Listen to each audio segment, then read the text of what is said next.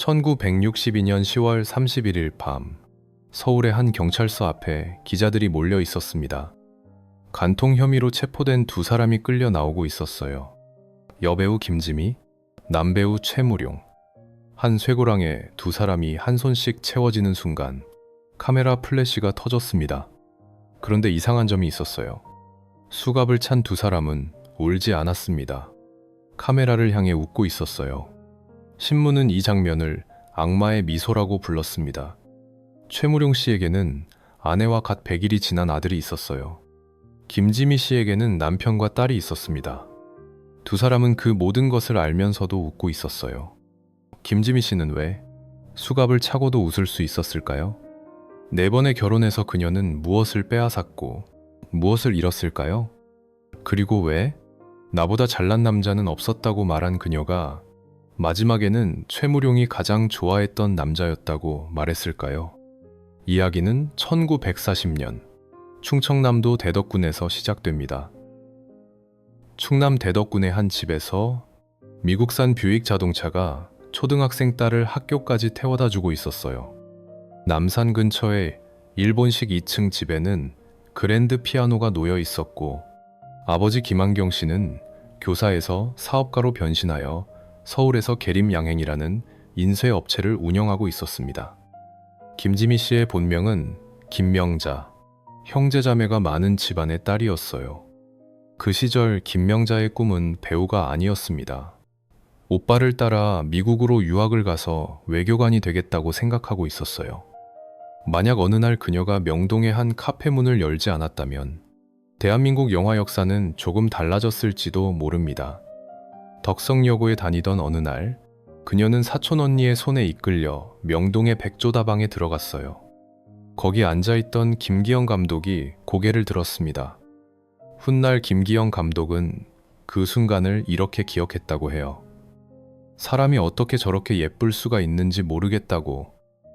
1957년, 17살의 김지미 씨는 영화 황혼열차의 스크린 위에 처음 모습을 드러냈습니다.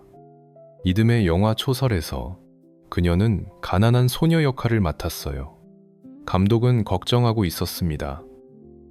이 예쁜 얼굴로 가난한 소녀를 어떻게 연기하겠느냐고.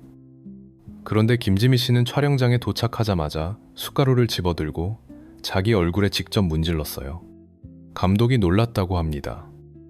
18살 신인이 보여준 프로 정신이었죠. 이 영화에서 그녀 옆에 서 있던 아역 소년이 훗날의 안성기 씨였습니다. 같은 해, 김지미 씨는 한참 연상의 감독 홍성기 씨와 결혼식을 올렸어요. 18살이었습니다. 영화를 찍다가 감독과 결혼하게 된 것인데 훗날 그녀는 이 결혼을 이렇게 회상했어요.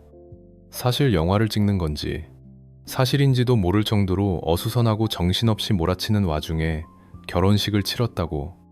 식이 끝나자 그녀는 웨딩드레스를 벗고 곧장 촬영장으로 달려갔습니다.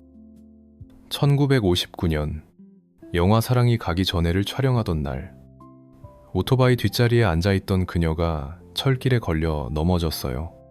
얼굴이 아스팔트 위로 15m를 끌렸습니다. 코가 찢어지고 얼굴 피부가 벗겨져 석 달 동안 병원 침대에 누워야 했어요. 일본까지 건너가 수술을 받았고 배우를 그만두어야 할 수도 있었습니다. 하지만 김지미 씨는 다시 카메라 앞에 섰어요. 돌아온 뒤 그녀는 1년에 20편 넘게 영화에 출연했습니다. 평생 약 700편. 자신이 어떤 영화를 찍었는지조차 제대로 기억하지 못할 정도였다고 해요. 사람들이 한국의 엘리자베스 테일러라고 부르자 김지미 씨는 이렇게 대답했습니다. 엘리자베스 테일러는 엘리자베스 테일러고 나는 나다.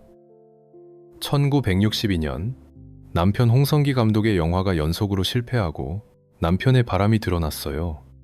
22살의 김지미 씨는 이혼 서류에 도장을 찍었습니다. 훗날 그녀는 그때의 자신을 이렇게 표현했어요. 그 나이에 가정이나 남편이 중요하게 보였겠나? 망아지처럼 이리저리 끌려다니다 보니 뭐가 문제인지도 모른 채 이혼하게 되더라고.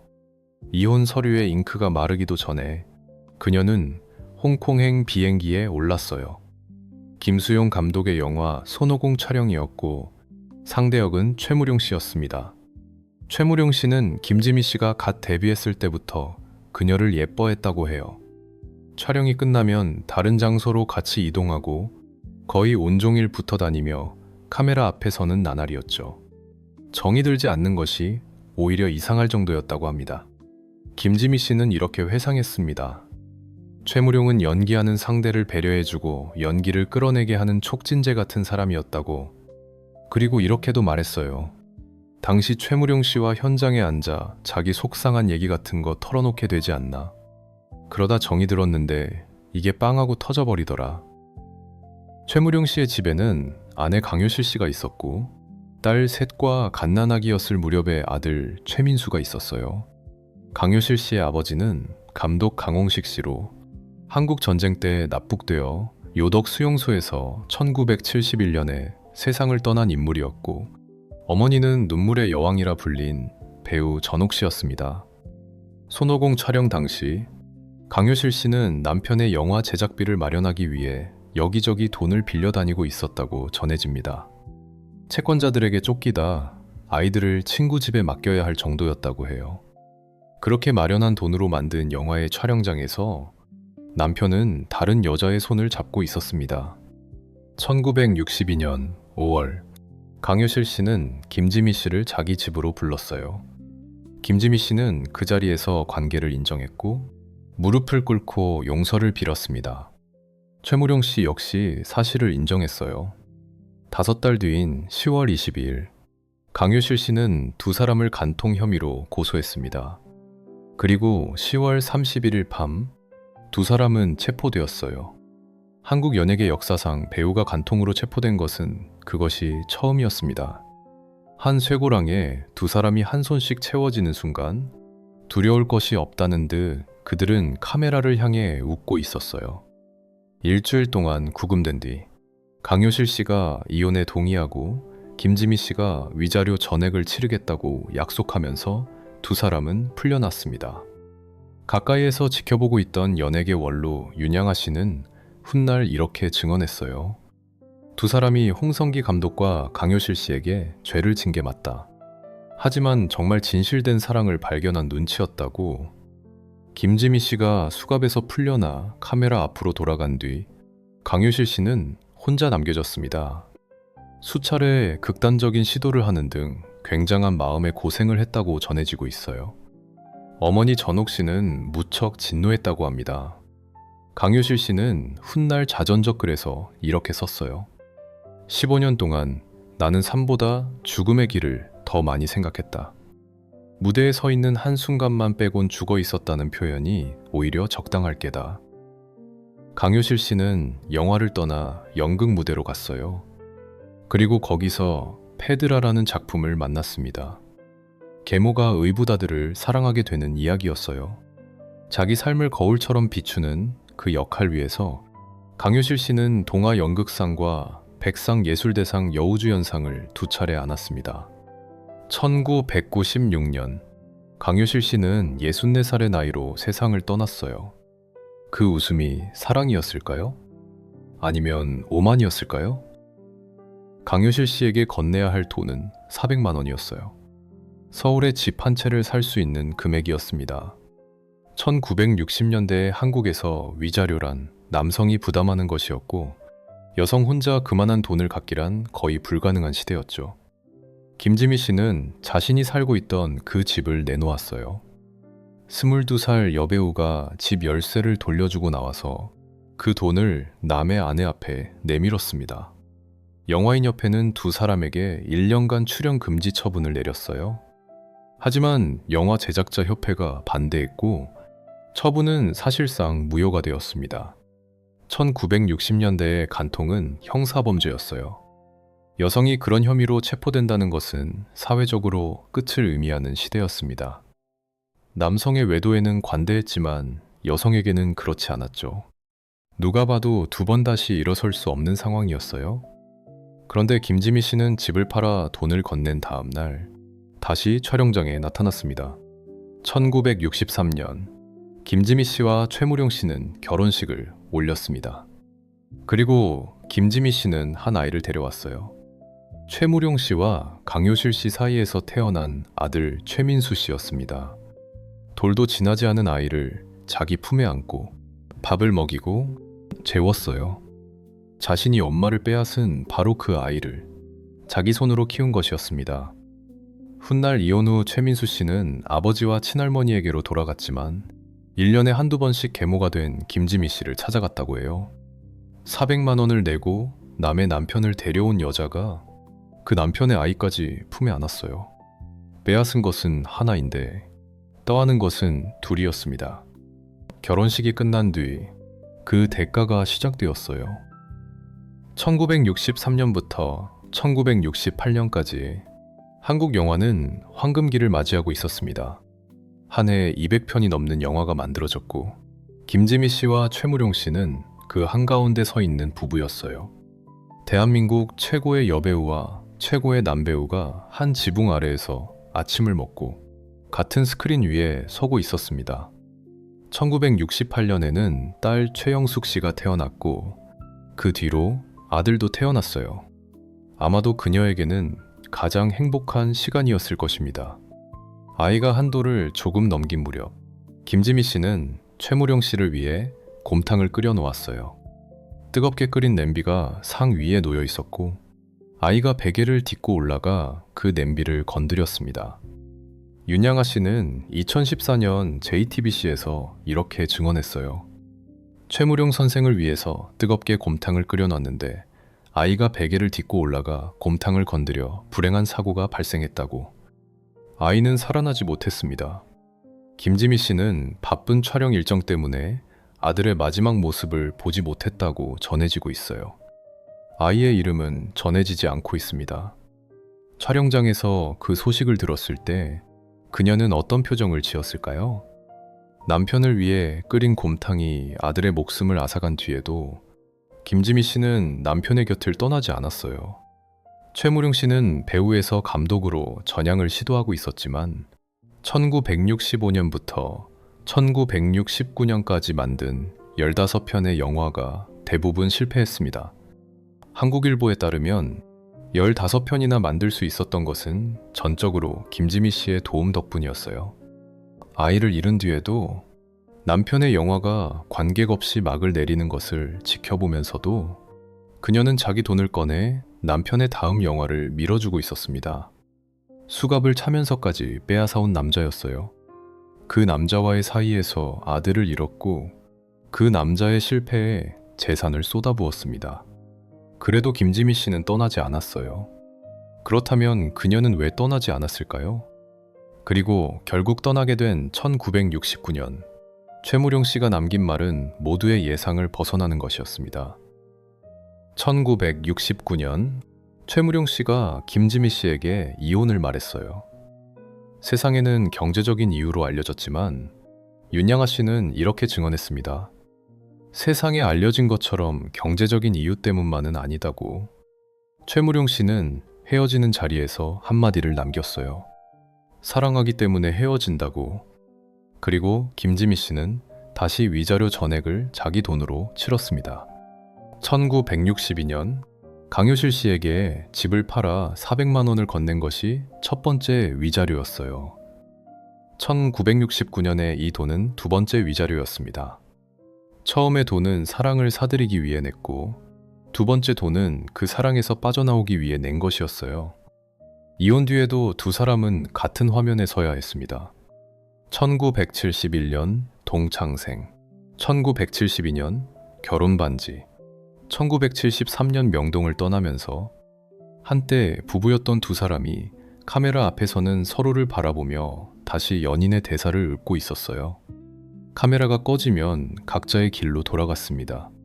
김지미 씨는 딸 최영숙 씨를 키우며 1970년대에도 매년 수십 편의 영화에 출연해 최고의 자리를 지키고 있었어요. 김지미 씨의 집에서 파티가 열린 어느 날, 한 남자가 마이크를 잡고 노래를 불렀어요. 가수 나훈아 씨였습니다. 이 만남이 신문에 잘못 보도되었는데 김지미 씨의 반응은 뜻밖이었어요.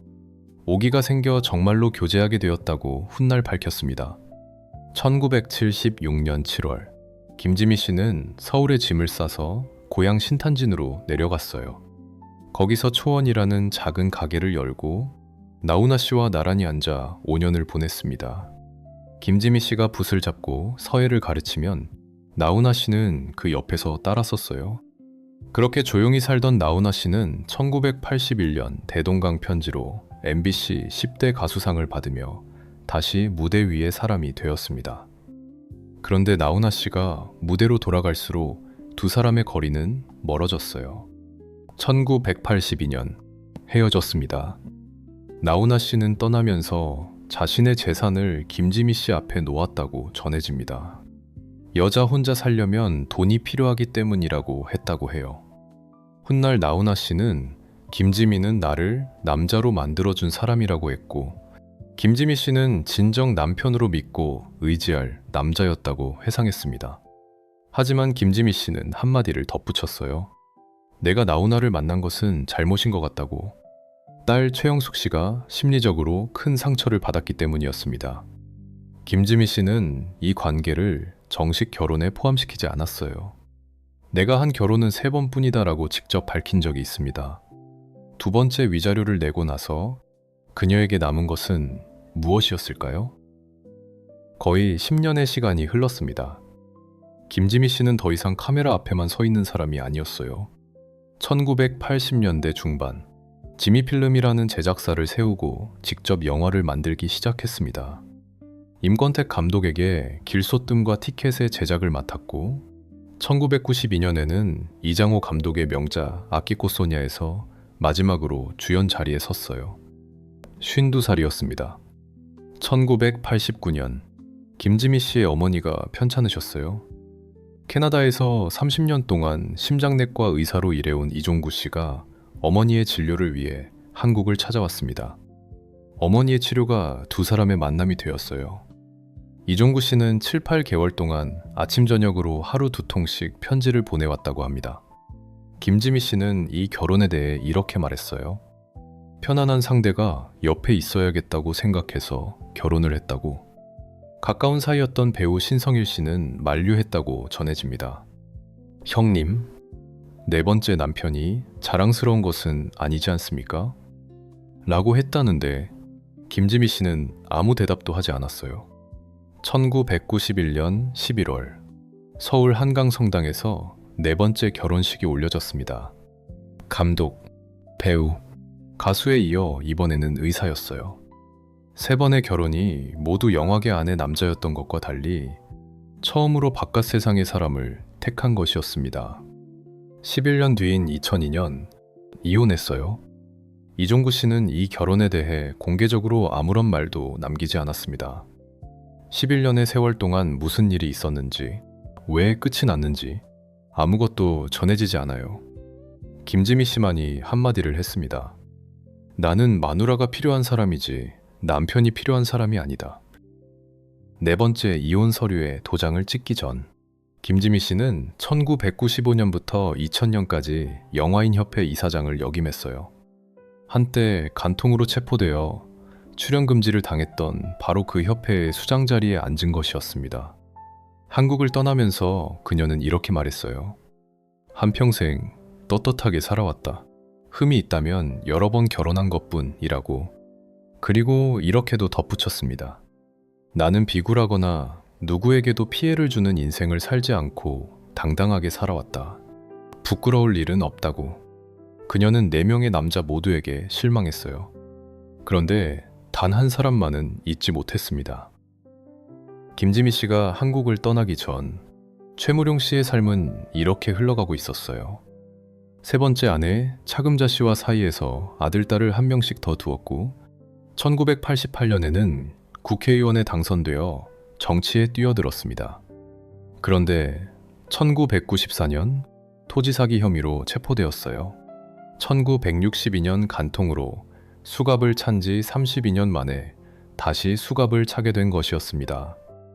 1999년 11월 11일 밤 최무룡 씨는 부천의 한 주공 아파트에서 심장 발작을 일으켰어요. 세브란스 병원으로 옮겨졌으나 밤 9시 40분에 세상을 떠났습니다. 70살이었어요. 한때 대한민국 최고의 배우였고 국회의원까지 지낸 사람이었습니다. 그 사람의 마지막 주소는 서민 아파트였어요. 김지미 씨가 최무룡 씨의 죽음에 대해 어떤 반응을 보였는지 전해지는 기록은 없어요. 4년의 침묵이 있었습니다. 2003년 신동아와의 인터뷰에서 김지미 씨는 비로소 입을 열었어요. 4명의 남자에 대해 이렇게 말했습니다. 나이 많은 남자, 어린 남자, 능력 있는 남자, 다 살아봤는데 남자는 별거 아니더라. 남자는 다 어린애고 부족하고 불안한 존재다. 그렇지만 함께 자녀를 낳아 길렀던 최무룡이 가장 기억에 남는다고. 같은 자리에서 그녀는 자신에 대해서도 말했어요. 남자가 그렇게 소중한 존재냐고. 그런 생각은 안 들지. 솔직히 말해서 나보다 잘난 게 없었으니까. 나는 과감하고 대담하고 용기 있고 옳다 믿으면 양보를 절대 안 하는 성격이다고. 양보를 절대 안 하는 성격이라고 했습니다. 아마도 그것이 1962년 수갑을 차고도 웃을 수 있었던 이유였을지도 모릅니다. 김지미 씨는 로스앤젤레스 코리아타운 근처에서 딸 최영숙 씨, 사위 손정호 씨, 외손주 셋과 함께 살고 있었어요. 4번의 결혼과 4번의 이혼을 거친 여자가 마지막에 곁에 둔 것은 남편이 아니라 딸과 손주들이었습니다. 2008년 인터뷰에서 그녀는 그 삶을 이렇게 말했어요. 정신없이 살았잖아요. 일에 빠지고 사람에 시달리기도 하고 그러면서 내 욕심만 앞세우며 살다 보니 가족에 대한 소중함을 피부로 느낄 시간도 제대로 없었지만 지금은 다른 세상에서 사는 것 같아요. LA에서의 김지미 씨는 화장도 하지 않고 아무 옷이나 걸치고 거리를 걸었어요. 한국에서라면 상상할 수 없는 모습이었습니다. 2016년 마지막 인터뷰에서 그녀는 이렇게 말했어요. 모든 것을 내려놓고 버리고 떠나면서 비로소 내 인생의 해방기를 맞이했다고. 남들 눈치코치 안 보고 민낯으로 돌아다녀도 나를 알고 있는 사람이 드물어 나의 세상이 자유롭고 무한하게 느껴진다고도 했어요. 2019년 부산국제영화제 무대에 김지미 씨가 마지막으로 모습을 드러냈습니다. 객석을 바라보며 그녀는 이렇게 인사했어요. 배우로서, 인생으로서 종착역에 가까워져가는 시간이 돼간다. 저에게 사랑을 주신 여러분 가슴속에 영원히 저를 간직해 주시면 고맙겠다고. 그리고 2025년 12월 여에스더TV 인터뷰에서 김지미 씨는 최무룡 씨에 대해 마지막 한마디를 남겼어요. 정말 남자다운 사람이었다. 여자를 배려하고 헌신하는 그런 남자였고 가장 좋아했던 남자였다고. 그리고 덧붙였습니다. 유명하고 파워있고 능력 있는 사람이 가정을 행복하게 한다고 생각하면 오산이며 가장 편한 상대와 결혼하는 것이 맞다고. 김지미 씨가 엄마를 빼앗았던 그 아이, 최민수 씨는 아버지와 할머니 밑에서 자랐어요. 고등학교 2학년이 되어서야 어머니 강효실 씨를 다시 만났고 이후에는 막노동을 하며 살았다고 합니다. 라디오스타에 출연했을 때 진행자가 어린 시절에 대해 물었어요. 최민수 씨는 이렇게 대답했습니다. 지나간 일이니 대충 둘러대서 얘기할 순 있어도 그런 건 없었다. 내 자신도 참 이상하다. 그냥 있는 그대로 받아들였다고. 청소년기에 반항기조차 없이 있는 그대로 받아들였다고 했어요. 호적상 어머니가 네 분이라고 한 적이 있다고 합니다. 그리고 그는 지금도 김지미 씨를 어머니라 부르고 있고 매년 세배를 올리고 있어요. 2025년 12월 7일 로스앤젤레스의 한 집에서 김지미 씨는 눈을 감았습니다. 저혈압 쇼크와 대상포진 후유증이었어요. 85살. 장례식은 없었습니다. 미국에서 화장 절차가 진행되었고 한국에서의 별도 장례도 없었어요. 4번의 결혼, 4번의 이혼, 감독, 배우, 가수, 의사 4명의 남자 중 아무도 그녀의 마지막 곁에 없었습니다. 하지만 그녀는 한 번 이렇게 말한 적이 있었어요. 정말 남자다운 사람이었다. 여자를 배려하고 헌신하는 그런 남자였다. 그 남자는 그녀가 수갑을 차면서까지 빼앗았던 사람이었습니다. 김지미 씨. 그분을 기억하시는 분들도 많으실 것입니다. 그 시절을 함께 보내신 친구분들과 이야기를 나누는 계기가 되기를, 혹은 그 시대를 모르는 자녀분이나 손자녀분들께 전해주시는 계기가 되기를, 이 이야기가 그런 역할을 할 수 있다면 기쁘겠습니다. 오늘도 끝까지 시청해주셔서 감사합니다.